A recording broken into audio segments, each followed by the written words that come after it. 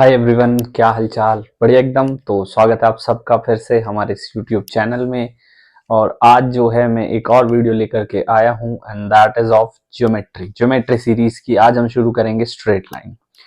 पिछली कुछ वीडियोस में मैंने 2D ज्योमेट्री के जो है कुछ इंपॉर्टेंट टॉपिक्स डिस्कस किए थे। Cartesian plane, rotation of Cartesian plane, translation of Cartesian planes, image वगैरह, है ना। उसका एक टॉपिक बचता है, उसको मैं सबसे लास्ट में कराऊंगा। That is the story of 4 best friend incentre, orthocentre, circumcentre और एक्स सेंटर। ठीक है जी, ये सबसे लास्ट में करेंगे। तो चलिए शुरू करते हैं। हमारा आज का जो टॉपिक है that is straight line. Straight line NDA या और भी कॉम्पिटेटिव एग्जाम है उनके पर्सपेक्टिव से बहुत इंपॉर्टेंट टॉपिक है। स्ट्रेट लाइन अगर आप क्लास 11th में है तो भी आपके काम आएगा। अब स्ट्रेट लाइन एक है क्या? एक ऐसा कर्व जिसको आप दोनों तरफ इनफाइनाइट तक एक्सटेंड कर सकते हैं और उसकी कोई भी विड्थ नहीं होती। एक ऐसा कर्व कह सकते हैं, although it's not a curve, जिसको आप इंफिनिटी तक दोनों तरफ एक्सटेंड कर सकते हो, उसकी कोई विड्थ नहीं होती, उसको स्ट्रेट लाइन बोलते हैं। ठीक है जी। अब मेरे पास ये, इसको मैं कहीं तक भी इनफाइनाइट तक एक्सटेंड कर सकता हूं, इसकी कोई विड्थ नहीं है।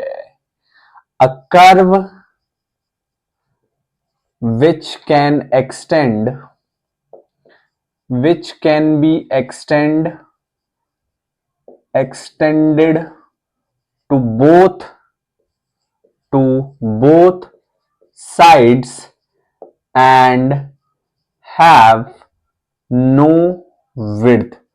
कोई विड्थ नहीं है, कोई विड्थ नहीं है, दोनों तरफ तक एक्सटेंड कर सकते हैं, उसको स्ट्रेट लाइन बोलते हैं। And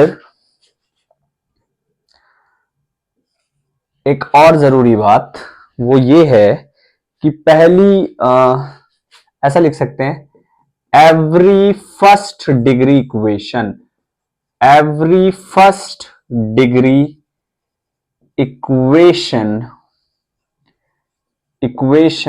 in x and y represent a straight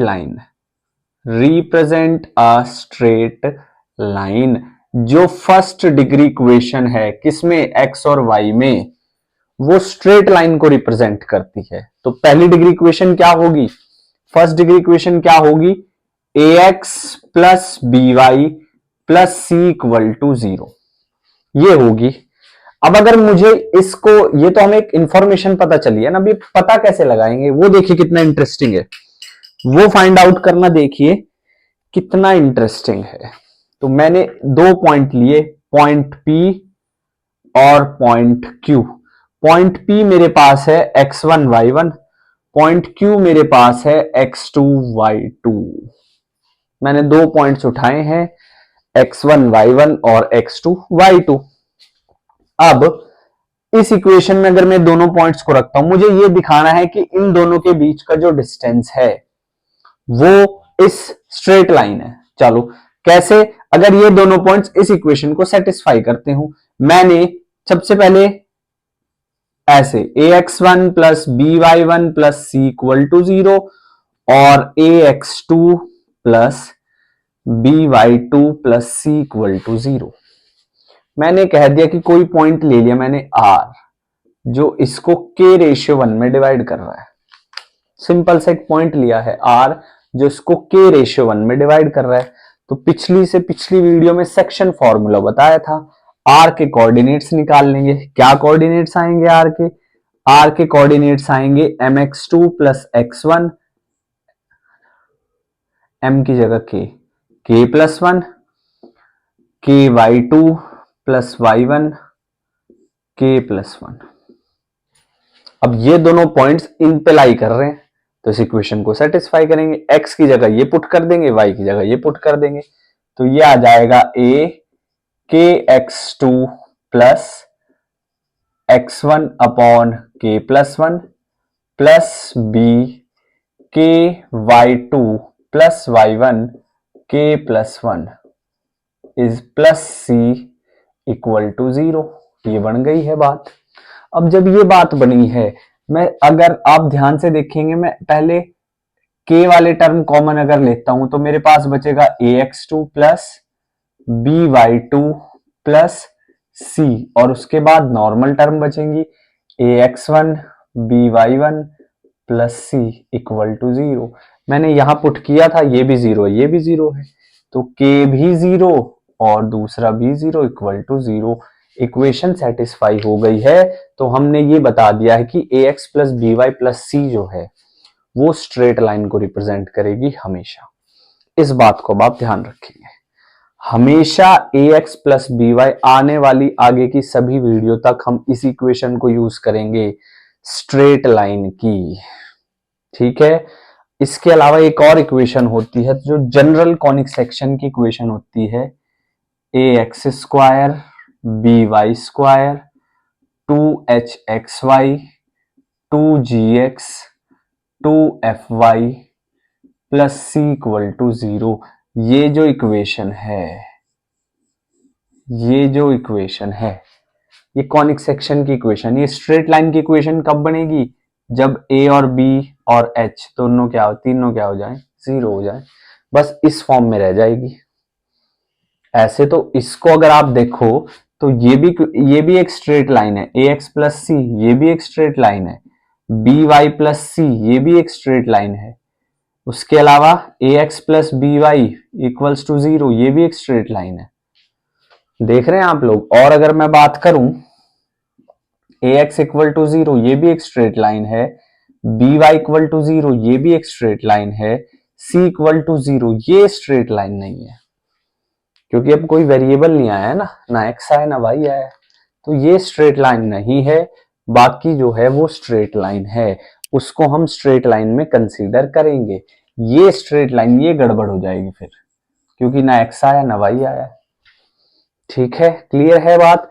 तो जो जनरल इक्वेशन है स्ट्रेट लाइन की वो ये है, जो जनरल इक्वेशन है स्ट्रेट लाइन की वो ये है, ax plus b y plus c. चलिए अब बात करते हैं स्लोप की। Slope of a line, background कैसा भी हो थोड़ा इग्नोर करें, आवाज जा सकती है। Slope of a line, line का स्लोप कैसे निकालना है? तो स्लोप क्या होगा? टेंजेंट ऑफ एंगल या inclination, tangent of inclination of a line with respect to x axis, tangent of inclination of a line with respect to x axis, उसको हम बोलेंगे slope of a line, line का slope बनेगा। अब क्योंकि line का slope बनेगा, ठीक है, एक और बात, टेकन एंटी क्लॉकवाइज, आपको जो है डायरेक्शन का भी ध्यान रखना पड़ेगा। अगर ये मैं एंटी क्लॉकवाइज ले रहा हूं तभी I will be assure you कि हाँ अब ये स्लोप बन जाएगा। स्लोप का एक और नाम होता है क्या? ग्रेडियंट। स्लोप को हम लोग ग्रेडियंट भी बोलते हैं। वीडियो ठीक चल रही है? बहुत बढ़िया, ठीक है जी। तो अगर मेरे पास ऐसे कोई लाइन है, ये इसका जो स्लोप आएगा वो, उसको मैं बोलूंगा tan theta, anti clockwise direction में। ये देखिए ये क्या आएगा, ये भी स्लोप आएगा कितना? tan theta. अभी के लिए तो सिर्फ इतनी ही बात करेंगे, ठीक है जी। तो ऐसे हम लोग स्लोप निकाल सकते हैं बाय टेकिंग द टेंजेंट। अब अगर कोई line parallel to x axis है, इसको मैं रब कर रहा हूं भाई, अगर मेरे पास कोई line parallel to x axis है, कोई लाइन एक्स एक्सिस के पैरेलल है, तो उसको कैसे बात करेंगे?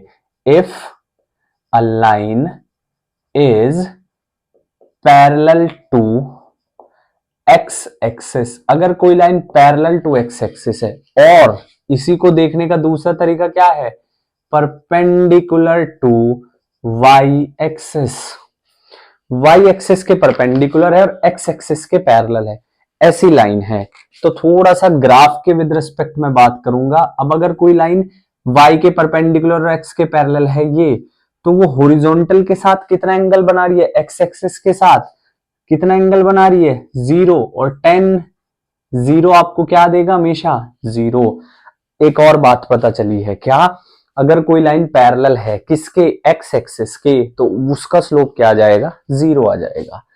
इसी तरह अगर मैं बात करता हूं कि if a line is parallel to y axis, अगर कोई लाइन वाई एक्सिस के पैरेलल है और perpendicular to x axis, y axis के पैरेलल है और एक्स एक्सिस के परपेंडिकुलर है, तो उसका जो आपको स्लोप मिलेगा वो कितना मिल जाएगा? उसका जो स्लोप मिलेगा वो आपको आ जाएगा, थोड़ा सा देखेंगे, ये ऐसे ऐसे। तो कितना एंगल बना रही है? 90 डिग्री का। और 1090 मेरे पास क्या आता है? Not defined. ऐसी लाइन का स्लोप आपके पास क्या आ जाएगा? Not defined. ये आपके पास स्लोप आ जाएगा। क्लियर है इतनी बात? अगर मुझे कोई लाइन के 2 पॉइंट्स गिवन है, ऐसे मुझे इस लाइन के 2 पॉइंट्स गिवन है, ये पॉइंट P है, मैं इसको कह रहा हूं x1 और y1, ये पॉइंट Q है, मैं इसको कह रहा हूं x2 और y2। तो सबसे पहले तो दोनों पॉइंट को हम लोकेट कर लेंगे। ये y2 है, ये x2 है, ये y1 है, ये y1 है, ये x1 है। तो कितना एंगल? अब देखो, जब दो लाइन पैरेलल है ना तो उनके बीच एंगल सेम होगा, तो जितना एंगल ये वाली लाइन इसके साथ बनाएगी उतना ही एंगल ये वाली इसके साथ बना लेगी।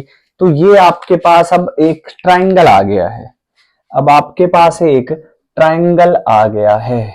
जब एक ट्राइंगल आ गया है तो समझिएगा जरा बात को, जब एक ट्राइंगल आपके पास आ गया है तो अब आपने सिर्फ और सिर्फ थीटा निकालना है, सिर्फ और सिर्फ थीटा निकालना है ना? तो ये आ गया थीटा। ये कितना हो जाएगा? ये आ जाएगा y2 minus y1, I am sorry x2 minus x1। ये मेरे पास आ गया कितना? x2 minus x1। ये मेरे पास आ गया कितना? y2 minus y1।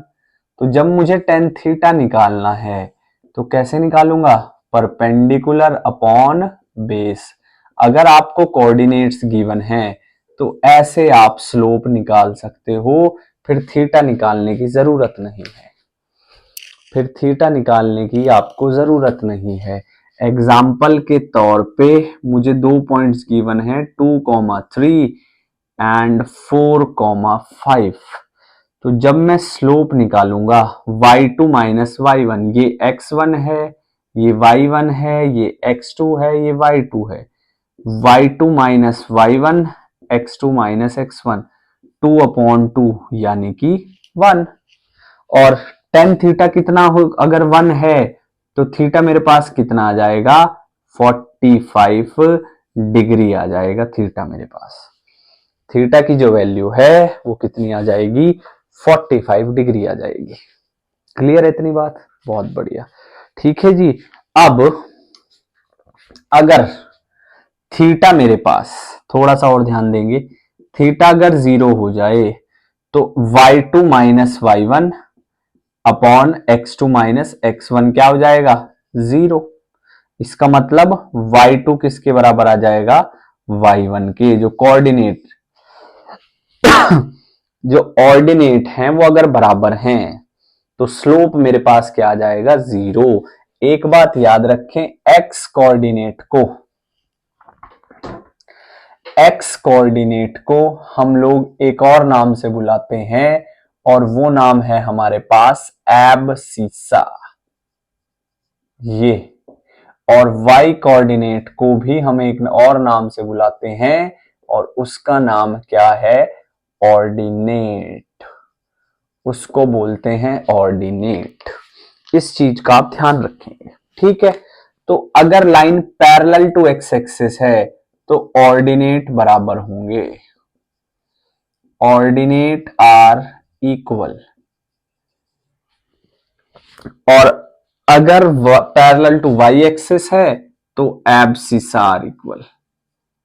ये भी अभी बता देते हैं कैसे इक्वल होगी। तो एब्सिसा बराबर होगा कैसे, अगर मेरे पास थीटा 90 है तो इसका मतलब tan 90 यानी कि not define is equal to y2 minus y1 over x2 minus x1। अगर कोई फ्रैक्शन जीरो हो रहा है इसका मतलब उसका, सॉरी इंफिनिटी हो रहा है इसका मतलब उसका जो डिनोमिनेटर है वो क्या हो जाएगा, जीरो हो जाएगा। उसका जो डिनोमिनेटर है वो क्या हो जाएगा, जीरो हो जाएगा। तो x2 minus x1 equal to zero और x2 is equal to x1, x2 is equals to x1। याद रखना ये चीज, याद रखना ये बात, x2 is equals to x1।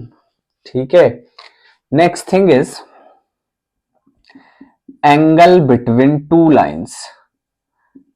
Angle between two lines, दो लाइंस के बीच का angle, angle between two lines, दो लाइंस के बीच का एंगल, वो हम कैसे कैलकुलेट करेंगे, थोड़ा उसके बारे में बात करते हैं।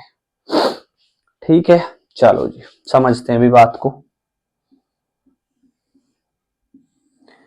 मेरे पास दो लाइनें हैं, पहली लाइन ये जो थीटा 1 एंगल बना रही है और दूसरी लाइन ये जो थीटा 2 एंगल बना रही है, और इनके बीच ये जो एंगल है वो थीटा है। ये जो एंगल है वो क्या है, थीटा है। तो ट्राइंगल की एक प्रॉपर्टी है क्या, sum of two interior angle is equal to exterior angle. Theta 2 को मैं लिख सकता हूं थीटा प्लस थीटा 1। बहुत सिंपल सी बात है, एक प्रॉपर्टी होती है 2D की, that sum of two interior angle is equals to exterior angle. तो दोनों तरफ टेंजेंट ले लेंगे, तो tan of theta 2 is tan of theta plus, हमें अभी थीटा चाहिए तो theta of theta 2 minus theta 1। अब हम करेंगे tan of theta is equals to tan of theta 2 minus theta 1। कितना आ जाएगा आपके पास, ओपन करेंगे तो tan थीटा, ये आ जाएगा tan of theta 2 minus tan of theta 1 upon 1 plus tan of theta 2 tan of theta 1। तो tan थीटा जब भी आपने एंगल निकालना है, mod m2 minus m1 1 plus m1 m2, इस तरीके से हम लोग जो है एंगल निकाल लेते हैं। इस तरीके से हम लोग जो है एंगल निकाल लेते हैं। ठीक है, हो सकता है ये आपको थोड़ा डायरेक्ट हो गया, मोड कैसे, अगर बिना मोड के बात करूं तो ये है। अब ये अगर थीटा है तो ये कितना हो जाएगा, पाई माइनस थीटा, ये भी तो इन दोनों के बीच एंगल है। अगर ये थीटा है इस पूरी लाइन पे, ये पाई है, तो ये पाई माइनस थीटा हो गया, ये भी तो एंगल है। तो tan of pi minus theta भी उतना ही आएगा, कितना, m2 minus m1 1 plus m1 m2, but ये माइनस थीटा होता है। तो इसलिए एंगल जो है हम मोड का इस्तेमाल करेंगे जब भी दो लाइंस के बीच एंगल निकालना हो, m2 minus m1 1 plus m1 m2, 1 plus m1 m2, ये दो लाइंस के बीच का एंगल आ गया आपके पास। ये जो है दो लाइंस के बीच का एंगल आ गया आपके पास। ठीक है जी, चलिए अब थोड़ा सा क्वेश्चंस के बारे में बात कर लेते हैं। कॉन्सेप्ट तो बहुत अच्छे से समझ लिया है। अगर आपको नोट्स चाहिए इस लेक्चर के हैंड रिटन तो मेरे टेलीग्राम चैनल को ज्वाइन कर लीजिएगा। टेलीग्राम पे आप जा करके सर्च कीजिएगा ग्रो विद अभिषेक, सारा कैपिटल में और 77। ठीक है, उस ग्रुप को ज्वाइन कर लीजिएगा। आपको नोट्स वगैरह टाइम टाइम पे, not only of mathematics, physics also. ठीक है, चलिए क्वेश्चन नंबर 1, क्वेश्चन नंबर 1 की बात करते हैं। If a minus 2 comma 1, b 2 comma 3 and c minus 2 comma minus 4 are 3 points, are 3 points find angle between B A and B C. B A और B सी के बीच angle बताना है। बहुत देखिए जी, बहुत सिंपल सा काम है। क्या करना है, सबसे पहले बी ए का स्लोप निकालिए। ये रहा बी ए, कितना आ जाएगा स्लोप, 3 माइनस 1, 2 माइनस ऑफ -2, ये आ गया 2/4, कितना 1/2, y2 minus y1 divided by x2 minus x1, ये आ गया स्लोप। क्लियर है इतनी बात, बहुत बढ़िया। अब हमने निकालना है BC का, निकाल लेंगे जी। -4 -3 और -2 ये आ गया -7/4, कितना आ गया 7/4। ठीक है, चलो बहुत बढ़िया। अब निकालेंगे टेन थीटा।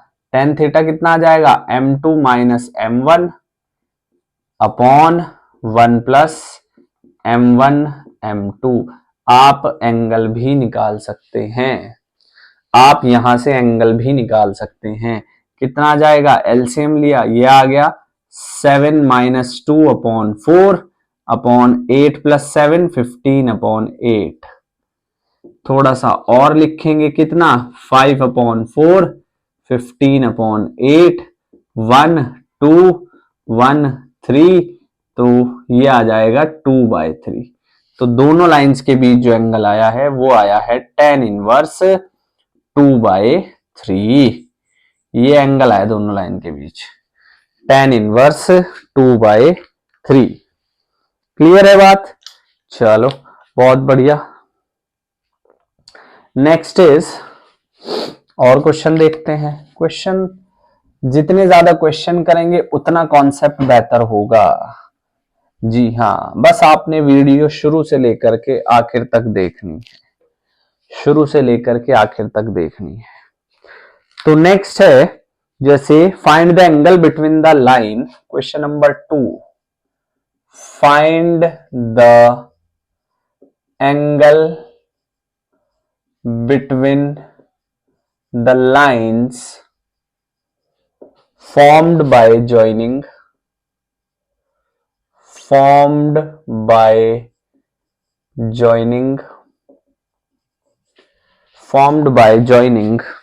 0,0 and 2,3, 0,0 and 2,3। एक तो लाइन इनसे मिलके बनेगी और दूसरी बनेगी 2 - 2 as well as 2 - 2 and 3,5, as well as 2 - 2 and 3,5। चलो जी देखो, अब तो यहां से सबसे पहले m1 कैसे कैलकुलेट करूंगा, 3 - 0 2 - 0, कितना आ गया 3/2। m2 कैसे निकालूंगा, 5 माइनस ऑफ -2 और 3 - 2, कितना आ गया 7। तो अब आप tan थीटा निकाल लेंगे, कितना आ जाएगा, tan थीटा आ जाएगा 7 - 3/2 1 प्लस 7 इंटू 3/2। तो ये देखो कितना आ जाएगा आपके पास, 14 - 3 11/2 डिवाइडेड बाय 21 23/2। एंगल आया है theta is equals to tan inverse 11/23। कितना आसान हो जाता है काम करना, ठीक है, कितना आसान हो जाता है काम करना। चलो एक क्वेश्चन और, ये एनसीईआरटी का सवाल है। If the angle between two line is π/4, if the angle between two lines is π/4, दो लाइंस के बीच का जो एंगल है वो π/4 है, and slope of one of the line is 1/2, and slope of one of the line, एक line का जो स्लोप है वो 1/2 है। Find the slope of other, find the slope of other, जो दूसरी लाइन है हमें उसका स्लोप निकालना है।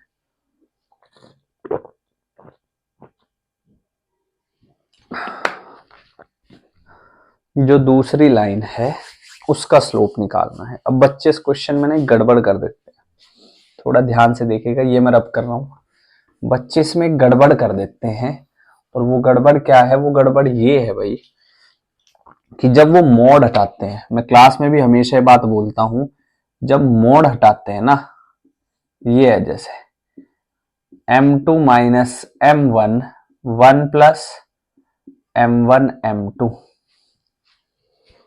जब मोड हटाते हैं ना तब आपके पास प्लस माइनस बाहर आ जाता है। अब यहां उसने पाई बाय 4 तो दे दिया, तो 10 पाई बाय 4 1 बन गया। इधर जब मोड हटाएंगे तो प्लस माइनस कितना आ जाएगा?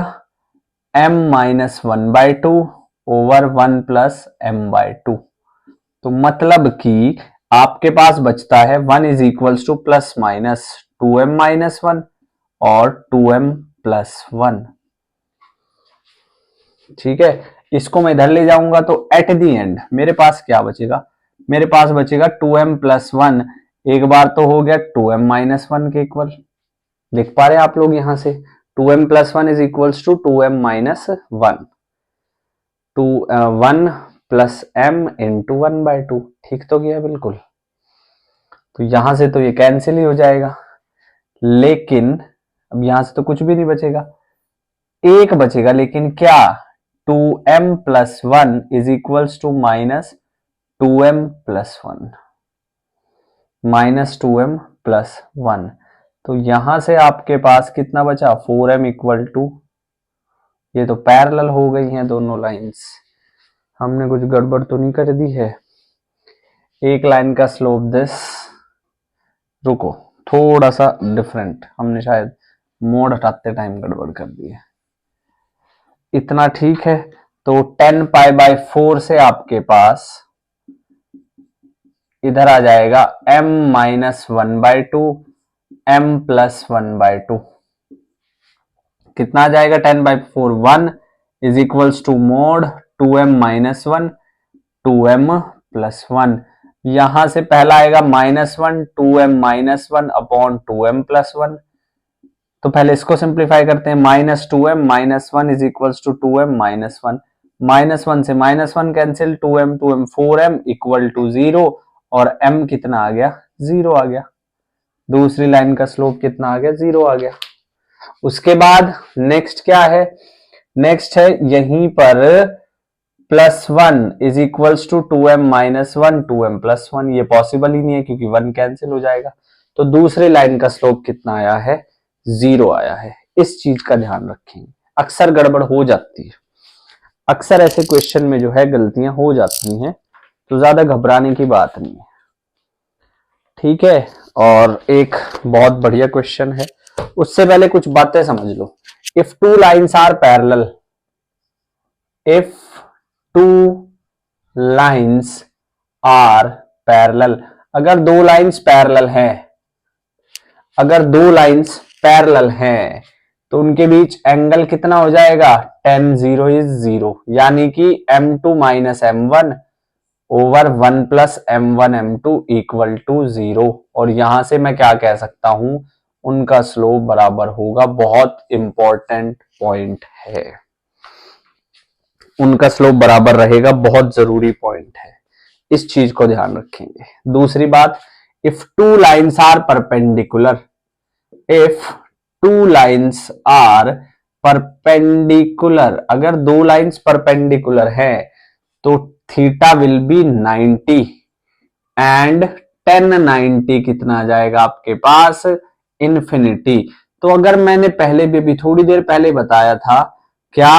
अगर इन्फिनिटी बन रहा है इसका मतलब डिनोमिनेटर क्या है? 0 है। तो यहां से product of their slope is -1, product of their slope is -1। इस चीज का ध्यान रखेंगे। एक एक क्वेश्चन ले लेते हैं।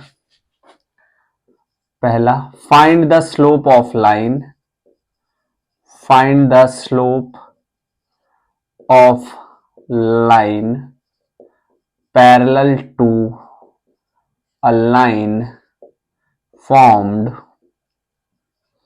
by joining by joining points 2,3 and 5,6 इसके पैरेलल, चलो थोड़ा अलग ले लेते हैं, 9,11 इसके पैरेलल कोई लाइन है, ठीक है। चलो find at the slope of a line parallel to this this. तो यहां पर मैं इसका स्लोप निकालूंगा, कितना जाएगा 11 माइनस 3, 9 माइनस 2, 8/7। यही स्लोप इस लाइन का आएगा जो उसके पैरेलल है, क्योंकि पैरेलल लाइन का जो स्लोप है वो क्या बराबर है। ऐसे ही मैं एक क्वेश्चन अगर और देखता हूं, दैट इज सेम है, find slope of line perpendicular to the line formed by joining 2,3 and 3,7। अब पहले मुझे इसका स्लोप निकालना पड़ेगा, कितना आ जाएगा जी स्लोप, इसका स्लोप आ जाएगा 7 माइनस 3, 3 माइनस 2, कितना आ गया 4।